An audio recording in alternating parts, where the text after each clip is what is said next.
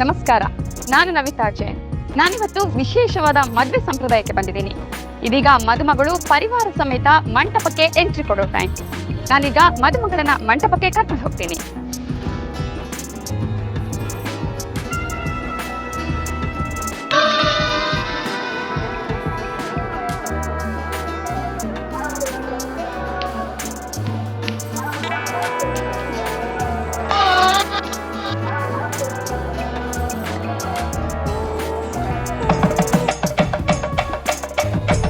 ಶಾಂತಿ ಪ್ರಿಯರು, ತುಂಬು ಜೀವನ ಪ್ರೀತಿ ಇರೋರು, ತ್ಯಾಗ ಜೀವಿಗಳು, ತಮ್ಮದೇ ಆದ ರೀತಿ ನೀತಿ ಕಟ್ಟುಪಾಡುಗಳನ್ನ ಹೊಂದಿರೋರು ಅಂದಾಗ ನಮ್ಮ ಮನಸ್ಸಿನಲ್ಲಿ ಮೂಡುವುದೇ ಜೈನ ಧರ್ಮದವರು.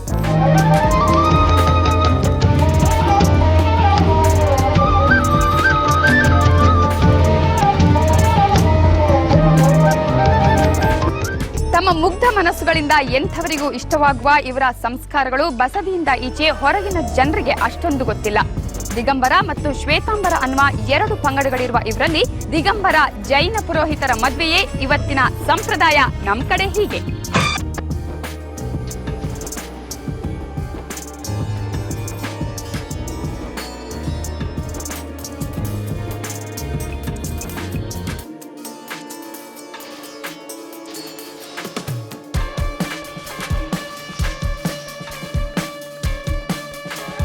ಹುಡುಗಿನ ಮಂಟಪಕ್ಕೆ ಕರ್ಕೊಂಡು ಬರುವ ಮುಂಚೆ ಅವರ ಮನೆಯಲ್ಲಿ ಮನಸ್ಸಿಗೆ ಮುದ ನೀಡುವ ಹಾಗೆಯೇ ವಿಶೇಷವಾದ ಅನೇಕ ಶಾಸ್ತ್ರಗಳನ್ನ ಮಾಡ್ತಾರೆ. ಅದನ್ನು ಯಾಕೆ ಮಾಡ್ತಾರೆ, ಹೇಗ್ ಮಾಡ್ತಾರೆ ಅನ್ನೋದನ್ನ ನೋಡಿ ಬರೋಣ.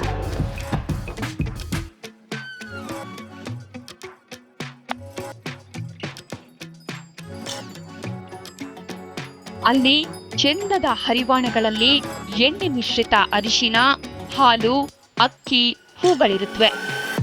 ಮದುಮಗಳು ಕೂತ್ಕೊಳ್ಳೋ ಜಾಗದಲ್ಲೊಂದು ಚಂದದ ವಸ್ತ್ರಾಲಂಕಾರ.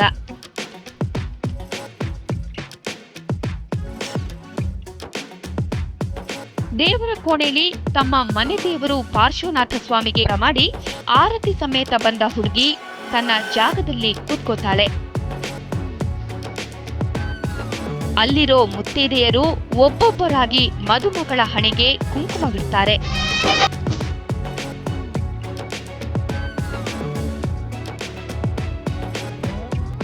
ನಂತರ ತಲೆ ಮೇಲೆ ಹಾಲು ಹಾಕಿ ಅಕ್ಕಿ ಇಟ್ಟು ಆಶೀರ್ವಾದ ಮಾಡಿ ಗಲ್ಲಕ್ಕೆ, ಕೈಗೆ, ಕಾಲಿಗೆ ಅರಿಶಿನ ಹಚ್ಚುತ್ತಾರೆ.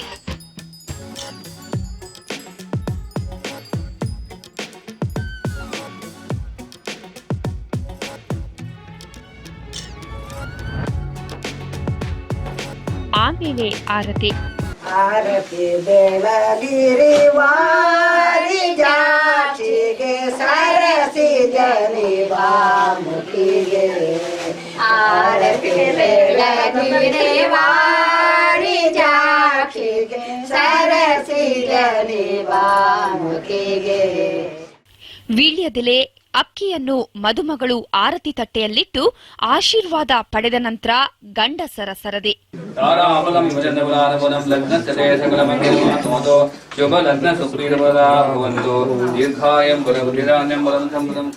ಆರ್ತಿ ಮುತ್ತಿದೇರಿಗಾದ್ರೆ ಮಂತ್ರಾಕ್ಷತೆ ಹಿರಿಯ ಯಜಮಾನರಿಗೆ ಮೀಸಲು ಜೈನರಲ್ಲಿ.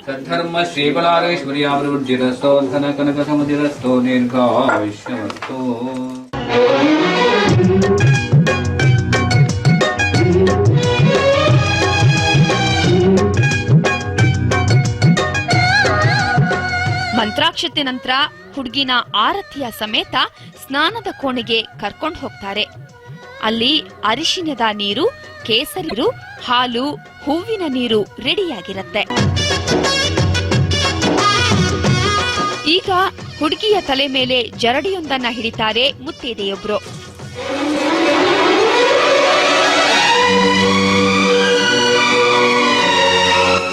ಮೊದಲಿಗೆ ಅರಿಶಿನದ ನೀರನ್ನ ಇಬ್ರು ಮುತ್ತೈದೆಯರು ಜರಡಿಯ ಮೇಲಿಂದ ಹಾಕ್ತಾರೆ. ನವವಧುವಿನ ಪವಿತ್ರ ಸ್ನಾನದ ಪ್ರತಿ ಹನಿಯು ಮೈ ಮೇಲೆ ಬೀಳಲಿ ಅನ್ನೋ ಉದ್ದೇಶದಿಂದ ಜರಡಿ ಹಿಡಿತಾರೆ. ನಂತರ ಹಾಲಿನ ಅಭಿಷೇಕ. ಹಾಲು ಶುದ್ಧಿಯ ಸಂಕೇತ.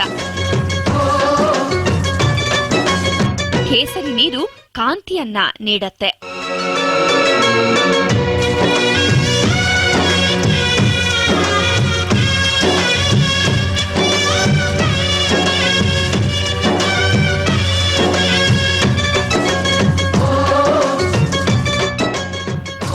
ಸಜ್ಜನದಿಂದ ಘಮ್ಮಂತಾಳೆ ಹುಡುಗಿ.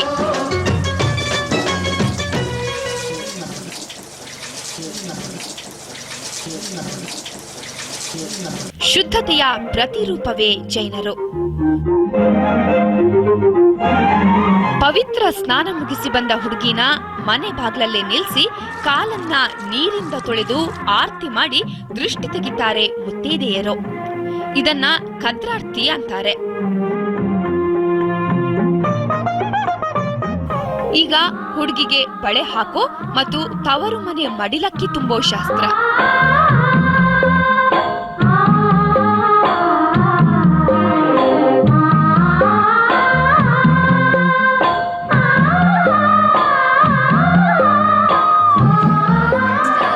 ಕೆಂಪು ವಸ್ತ್ರನ ಹುಡುಗಿ ಮಡಿಲಲ್ಲಿಟ್ಟು ತೆಂಗಿನಕಾಯಿ, ಸೇಬಿನ ಹಣ್ಣು, ಮೋಸಂಬಿ, ವೀಳ್ಯದೆಲೆ, ಅಕ್ಕಿನ ವಸ್ತ್ರದಲ್ಲಿ ತುಂಬಿ ಹರಸ್ತಾರೆ ಮುತ್ತೈದೆಯರು.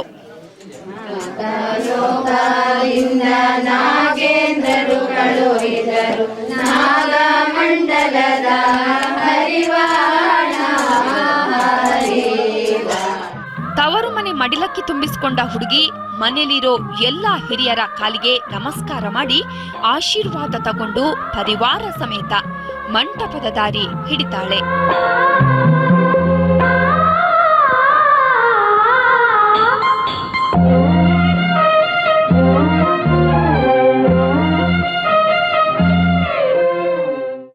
ಮಂಟಪದಲ್ಲಿ ಈಗ ನಡೆಯೋ ನಾಂದಿ ಶಾಸ್ತ್ರ, ಸಮಾವರ್ತನ ಶಾಸ್ತ್ರ ಹಾಗೆಯೇ ತಾಳಿಬಂದಿ ಶಾಸ್ತ್ರಕ್ಕೆ ಪ್ರಿಪರೇಷನ್ ನಡೀತಾ ಇದೆ.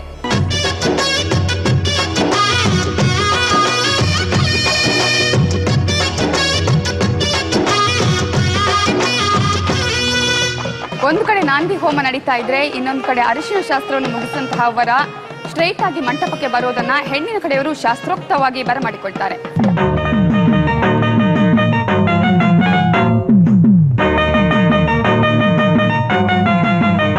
ತನ್ನ ಮಗಳನ್ನು ವರಿಸೋ ಗಂಡಿಗೆ ಅವನ ತಂದೆ ತಾಯಿಗೆ ಹೂವಿನ ಹಾರ ಹಾಕಿ ಕಾಲು ತೊಳೆದು ಸಿಹಿ ತಿನ್ನಿಸಿ ದೃಷ್ಟಿ ತೆಗೆದು ಕೈ ಮುಗಿದು ಬರಮಾಡಿಕೊಳ್ತಾರೆ ಹೆಣ್ಣಿನ ತಂದೆ ತಾಯಿಯರು.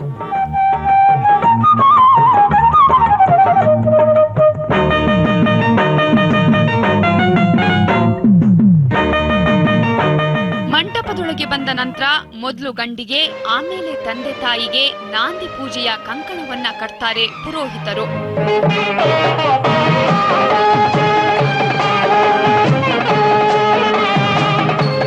ಮಂಗಲಾಷ್ಟಕ, ಸಮವಸ್ತ್ರನಾಷ್ಟಕ, ಅದ್ಯಾಷ್ಟಕ ಆದಿ ಸ್ತೋತ್ರಗಳಿಂದ ಕೂಡಿದ ಈ ನಾಂದಿ ಪೂಜೆಯ ಕಂಕಣವನ್ನ ಕಟ್ಟೋದ್ರಿಂದ ಗಂಡು ಮತ್ತು ಹೆಣ್ಣಿನ ಪರಿವಾರಕ್ಕೆ ಯಾವ ಸೂತಕಗಳು ಅಂಟಿಕೊಳ್ಳುವುದಿಲ್ಲ ಅನ್ನೋ ನಂಬಿಕೆ ಜೈನರದ್ದು.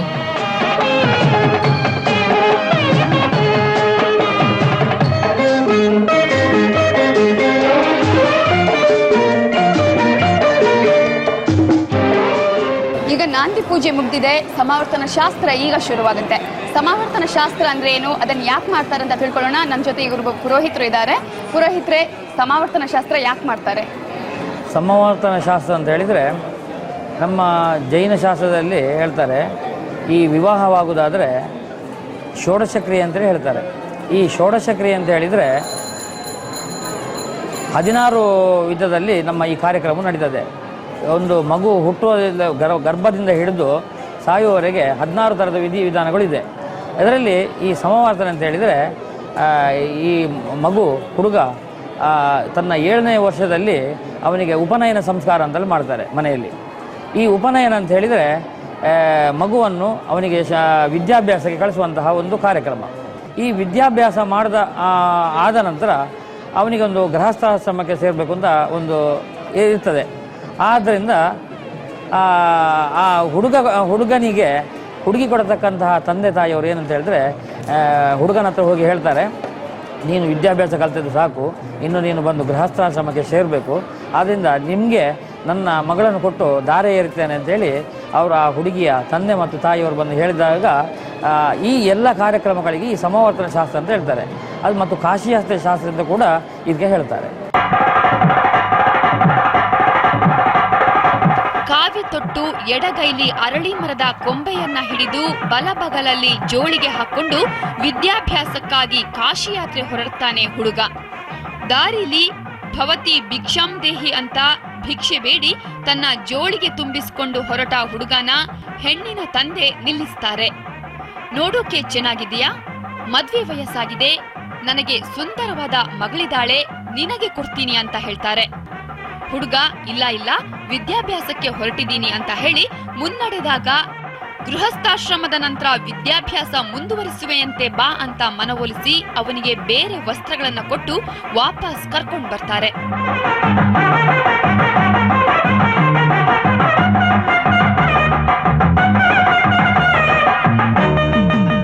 ವಾಪಸ್ಸಾದ ಹುಡುಗ ತನ್ನ ಜೋಳಿಗೆ ಅರಳಿ ಮರದ ಕೊಂಬೆನ ಒಂದ್ ಕಡೆ ಇಟ್ಟು ಪ್ರದಕ್ಷಿಣೆ ಹಾಕ್ತಾನೆ.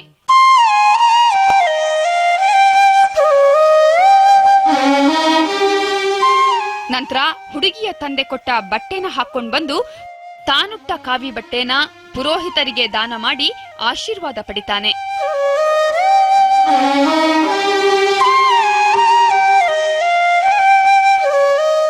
ಇದೀಗ ತಾಳಿಬಂದಿ ಶಾಸ್ತ್ರ ಶುರುವಾಗುತ್ತೆ. ಜನರಲ್ಲಿ ಅತಿ ಮುಖ್ಯವಾದ ಅಂದ್ರೆ ಮದುವೆಯಲ್ಲಿ ಅತಿ ಮುಖ್ಯವಾದ ಶಾಸ್ತ್ರ ಅಂದ್ರೆ ತಾಳಿಬಂದಿ ಶಾಸ್ತ್ರ. ಗಂಡಿನ ತಾಯಿ ಹೆಣ್ಣಿಗೆ ಅಂದ್ರೆ ಮದುಮಗಳಿಗೆ ತಾಳಿಬಂದಿಯನ್ನು ಕಟ್ಟೋದ್ರ ಮೂಲಕ ತಮ್ಮ ಸಂಬಂಧವನ್ನ ಇನ್ನಷ್ಟು ಗಟ್ಟಿಗೊಳಿಸುತ್ತಾರೆ. ಜೈನರ ಪ್ರತಿ ಶಾಸ್ತ್ರದಲ್ಲೂ ಫಲಪುಷ್ಪಗಳಿಗೆ ಶ್ರೇಷ್ಠ ಸ್ಥಾನ. ತಾಳಿಬಂದಿಗಾಗಿ ಸುಮಾರು 15ಕ್ಕೂ ಹೆಚ್ಚು ಹಣ್ಣು ಹಂಪಲುಗಳೊಂದಿಗೆ ನಿಂತ ನಾರಿಯರನ್ನ ನೋಡುವುದೇ ಒಂದು ಸಂಭ್ರಮ.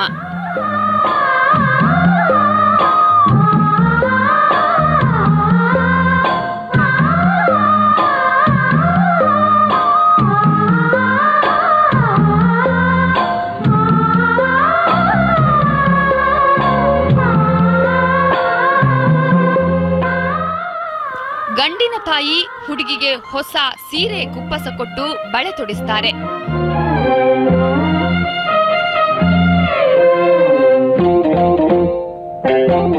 ನಂತರ ತಾವು ತಂದಂತಹ ಸುಮಾರು 10 ತೊಲೆ ಬಂಗಾರದ ತಾಳಿಯ ವಿಶೇಷ ಬಂದಿಯನ್ನ ಹೆಣ್ಣಿನ ಕೊರಳಿಗೆ ಹಾಕ್ತಾರೆ. ತಾಳಿ ಬಂದಿ ಹಾಕಿಸಿಕೊಂಡ ಹುಡುಗಿ ಇನ್ನು ಇವರಿಗೆ ಖಾಯಂ.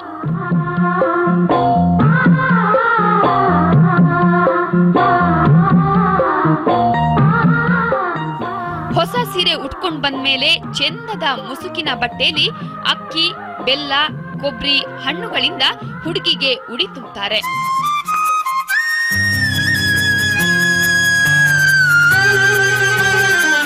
ಗಂಡಿನ ಕಡೆಯವರು ಮಾತ್ರ ಮದುಮಗಳಿಗೆ ಉಡಿ ತುಂಬೋದ್ರ ಮೂಲಕ ಮೊದಲ ದಿನದ ಶಾಸ್ತ್ರಕ್ಕೆ ಮಂಗಳ ಹಾಕ್ತಾರೆ.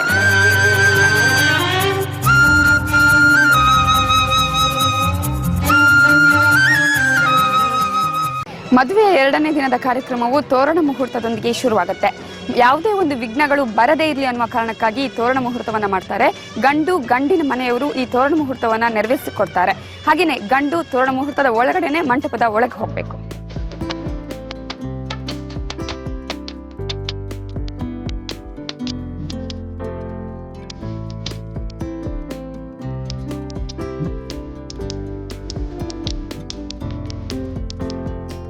ತೋರಣ ಮುಹೂರ್ತ ಮುಗಿಸಿ ಬಂದ ಹುಡುಗನ್ನ ಮಂಟಪದಲ್ಲೇ ಕೂರಿಸಿ ತೋರಣದಲ್ಲಿಟ್ಟು ಪೂಜೆ ಮಾಡಿದ ಚಿನ್ನದ ಸರಾನ ಅವನ ಕೊರಳಿಗೆ ಹಾಕ್ತಾರೆ ಅವನ ತಾಯಿ. ಇದು ಮಣಿ ಕಟ್ಟೋ ಶಾಸ್ತ್ರ. ಹೆಣ್ಣಿನ ಕಡೆಯವರು ಹುಡುಗನ್ನ ತಂದೆ ತಾಯಿ ಜೊತೆ ಕೂರಿಸಿ ಅರಿಶಿನದ ಶಾಸ್ತ್ರ ಮಾಡ್ತಾರೆ.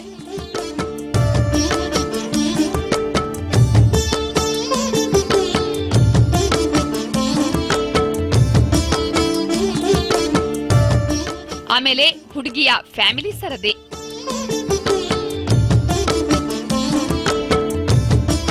ಈಗ ವಧುವರರ ಪರಿವಾರದವರಿಗೆ ಅರಿಶಿನ ಶಾಸ್ತ್ರ ಮುಗಿದಿದೆ. ಇನ್ನು ಮೊಲೆ ನೀರು ಶಾಸ್ತ್ರ ಶುರುವಾಗುತ್ತೆ. 7 ಜನ ಮುತ್ತೈದೆಯರು ಇಲ್ಲಿ ಇಟ್ಟಿರುವಂತಹ 7 ಕಲಶಗಳಲ್ಲಿ ನೀರು, ಹಾಲು ಹಾಗೂ ಗಂಧದ ತೀರ್ಥ ಸ್ನಾನವನ್ನ ಮಾಡಿಸ್ತಾರೆ. ಹುಡುಗನ್ನ ಮಣೆ ಮೇಲೆ ಕೂರಿಸಿ ಅವನ 2 ಭುಜಗಳ ಮೇಲೆ ಕೈಯಿಟ್ಟು ಸ್ವಲ್ಪ ಬಾಗ್ತಾರೆ ಅವನ ತಾಯಿ. ಅಲ್ಲಿರೋ ಮುತ್ತೈದೆಯರು ಕಲಶದಲ್ಲಿನ ಹಾಲು, ಗಂಧದ ನೀರನ್ನ ಹುಡುಗನ ಬೆನ್ನಿನ ಕೆಳಭಾಗದಲ್ಲಿ 2 ಭುಜಗಳ ಮೇಲೆ ದರ್ಭೆಯಿಂದ ಚಿಮುಕಿಸ್ತಾರೆ. ತಾಯಿಗೂ ಹಾಗೆ ಮಾಡ್ತಾರೆ. ಹೀಗೆ ತಾಯಿಯ ಭುಜದಿಂದ ಇಳಿದು ಬೀಳುವ ಹಾಲು ಮತ್ತು ಗಂಧದ ನೀರಿಂದ ಪರಿಪೂರ್ಣ ಶುದ್ಧಿ ಆಗ್ತಾನೆ ಗಂಡು ಅನ್ನೋದು ಈ ಶಾಸ್ತ್ರದ ಹಿಂದಿನ ನಂಬಿಕೆ. ನಂತರ ಹೆಣ್ಣಿನ ಸರದಿ.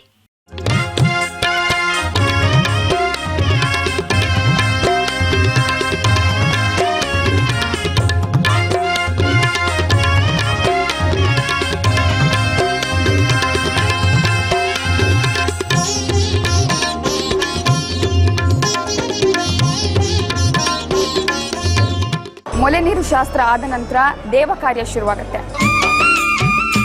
ಬೀಸೋ ಕಲ್ಲನ್ನ ಒನಕೇನ ಕುಂಕುಮ ಬಿಟ್ಟು ಪೂಜಿಸಿ ಆರತಿ ಮಾಡಿ ಅಕ್ಕಿ, ಉದ್ದಿನ ಬೇಳೆ, ಹೆಸರು ಬೇಳೆನ ಬೀಸ್ತಾರೆ ಮುತ್ತೈದೆಯರು. ಹಿಂದಿನ ಕಾಲದಲ್ಲಿ ಬರುವ ಅತಿಥಿಗಳ ಪರಮಾನ್ನಕ್ಕಾಗಿ ತಿಂಗಳ ಮುಂಚೆ ಮಾಡ್ತಾ ಇದ್ದ ಕಾರ್ಯ ಈಗ ಬರೀ ಶಾಸ್ತ್ರ. ದೇವ ಕಾರ್ಯದ ನಂತರ ಹುಡುಗನಿಗೆ ಬಾಸಿಂಗ ಕಟ್ತಾರೆ ಸೋದರ ಮಾವ. ಬಾಸಿಂಗ ಕಟ್ಕೊಂಡ ಹುಡುಗ ದಿಬ್ಬಣಕ್ಕೆ ಹೊರಡ್ತಾನೆ. ನಂತರ ಯಥಾ ಪ್ರಕಾರ ಹುಡುಗಿಗೆ ಬಾಸಿಂಗ ಕಟ್ಟೋ ಸರದಿ.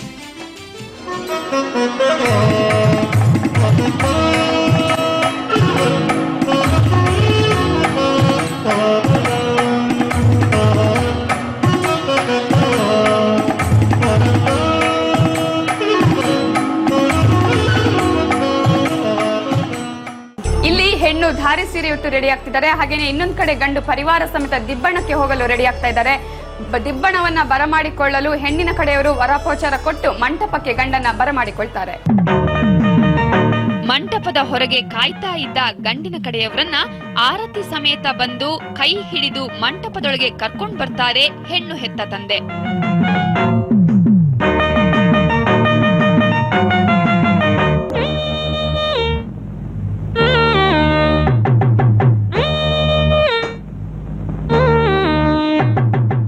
ಒಂದ್ ಕಡೆ ಕೂರಿಸಿ ಕುಡಿಯುವುದಕ್ಕೆ ಬೆಳ್ಳಿ ಲೋಟದಲ್ಲಿ ಹಾಲು ಕೊಟ್ಟು ಉಪಚಾರ ಮಾಡ್ತಾರೆ.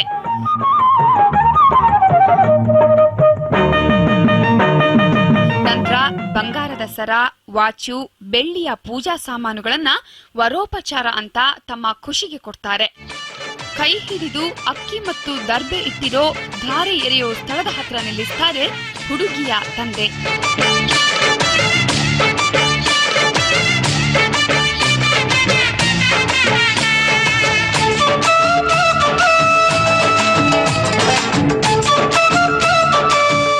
ಈಗ ಹುಡುಗಿನ ಕರ್ಕೊಂಡ್ ಬಂದು ಹುಡುಗನ ಎದುರಲ್ಲಿ ನಿಲ್ಲಿಸ್ತಾರೆ. ಶುಭಗಳಿಗೆ ಬರೋವರೆಗೂ ಒಬ್ರಿಗೊಬ್ರು ನೋಡಬಾರ್ದು ಅಂತ ಬಟ್ಟೆನ ಅಡ್ಡ ಹಿಡಿದಿರ್ತಾರೆ. ಪುರೋಹಿತರು ಇಬ್ಬರ ಕೈಯಲ್ಲೂ ಮಲ್ಲಿಗೆ ಹೂವಿನ ಹಾರ ಕೊಟ್ಟು ಬಟ್ಟೆ ತೆಗೆದ ಮರುಗಳಿಗೆಲೇ ಹುಡುಗ ಹೆಣ್ಣಿನ ಕೊರಳಿಗೆ ಮಲ್ಲಿಗೆ ಹೂ ಹಾರ ಹಾಕಿ ಸ್ವರ್ಗವೇ ಸಿಕ್ಕಷ್ಟು ಖುಷಿ ಪಡ್ತಾನೆ. ಈ ಖುಷಿನ ಬೆಲ್ಲದ ಶಾಸ್ತ್ರ ಮೂಲಕ ಆಚರಿಸ್ತಾರೆ. ಹುಡುಗ ಬೆಲ್ಲದ ಮೇಲೆ ಅಕ್ಕಿ ಕಾಳನ್ನಿಟ್ಟು ಹುಡುಗಿಯ ತಲೆ ಮೇಲೆ 3 ಸಾರಿ ಹಾಕ್ತಾನೆ. ನಂತರ ಹುಡುಗಿ ಸರದೆ.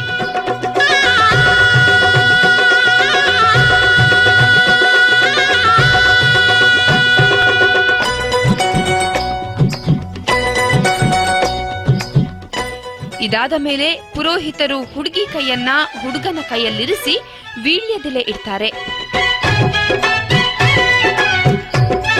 ಅಲ್ಲಿ ಅಕ್ಕಿ ಹಾಕಿ ಊರ್ಧ್ವಮುಖವಾಗಿ ತೆಂಗಿನಕಾಯಿಯನ್ನಿಟ್ಟು ಮಲ್ಲಿಗೆ ಹೂ ಇಡ್ತಾರೆ.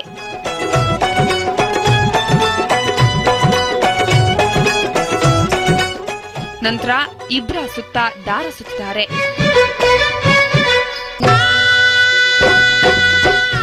ಹೀಗೆ ದಾರದಲ್ಲಿ ಬಂಧಿಸುವುದು ಇಬ್ರ ದಾಂಪತ್ಯ ಬಂಧ ಚೆನ್ನಾಗಿರ್ಲಿ ಅನ್ನೋ ಉದ್ದೇಶದಿಂದ.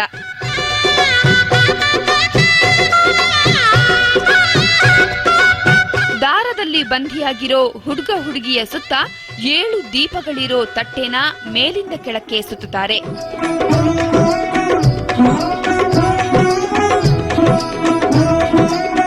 ಯಾರ ಕೆಟ್ಟ ದೃಷ್ಟಿಯು ಬೀಳದಿರ್ಲಿ ಅನ್ನೋ ನಂಬಿಕೆ ಒಂದಾದ್ರೆ, ಸಪ್ತರ್ಷಿ ಮಂಡಲದಂತೆಯೇ ಇವರ ಜೀವನವು ಬೆಳಗಲಿ ಅನ್ನೋದು ಇನ್ನೊಂದು ಹಾರೈಕೆ.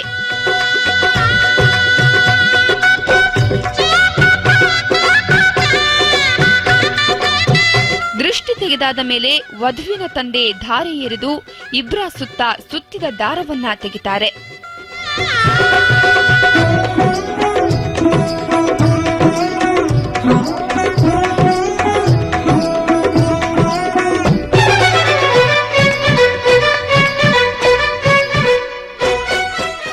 ಹುಡುಗಿ ಹುಡುಗ ಒಬ್ರಿಗೊಬ್ರು ಬಲಕೈಗೆ ಕಂಕಣ ಕಟ್ಟಿ ತಮ್ಮಿಬ್ಬರ ಕೊನೆ ಒಪ್ಪಿಗೆ ಸೂಚಿಸುತ್ತಾರೆ. ಇನ್ನೇನಿದ್ರು ತಾಳಿ ಕಟ್ಟೋದು.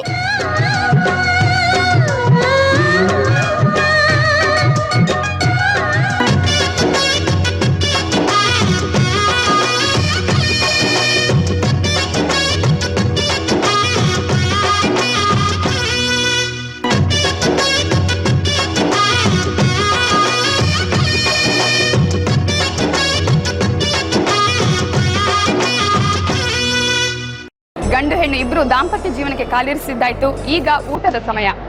ಜೈನರಲ್ಲಿ ಊಟಕ್ಕೆ ಕರೆಯೋದು ಕೂಡ ಒಂದು ವಿಶೇಷ ಸಂಪ್ರದಾಯ. ಅದೇನಂತ ನೋಡೋಣ.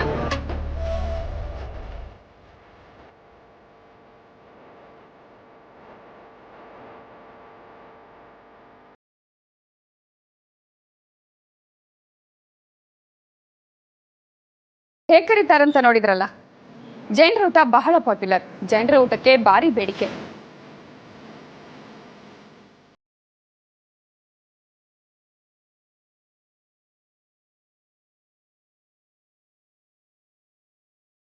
ಸುಮಾರು 25ಕ್ಕೂ ಹೆಚ್ಚಿನ ವಿವಿಧ ಭೋಜನಗಳನ್ನ ಮಾಡಿರ್ತಾರೆ. ಜೈನರ ಊಟದಲ್ಲಿ ಹಣ್ಣು, ತರಕಾರಿ, ಸಿಹಿ ಪದಾರ್ಥಗಳಿಗೆ ವಿಶೇಷ ಮಾನ್ಯತೆ.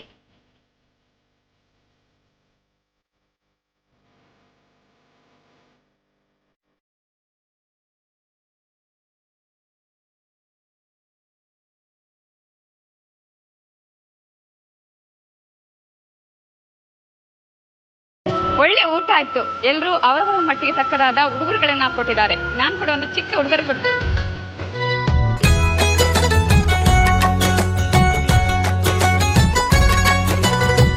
ಇಂದಿನಿಂದ ಹುಡುಗ ಹುಡುಗಿಯ ಹೊಸ ಬಾಳು ಶುರುವಾಗತ್ತೆ. ದಾಂಪತ್ಯ ಜೀವನದ ದಾರಿ ತೆರೆದುಕೊಳ್ಳತ್ತೆ. ಅವರಿಗೆ ಒಳ್ಳೆದಾಗ್ಲಿ ಅಂತ ಹಾರೈಸುತ್ತಾ ಮುಂದಿನ ವಾರ ಮತ್ತೊಂದು ವಿಶೇಷ ಸಂಪ್ರದಾಯದೊಂದಿಗೆ ಮತ್ತೆ ಭೇಟಿ ಆಗ್ತೀವಿ. ನಮಸ್ಕಾರ.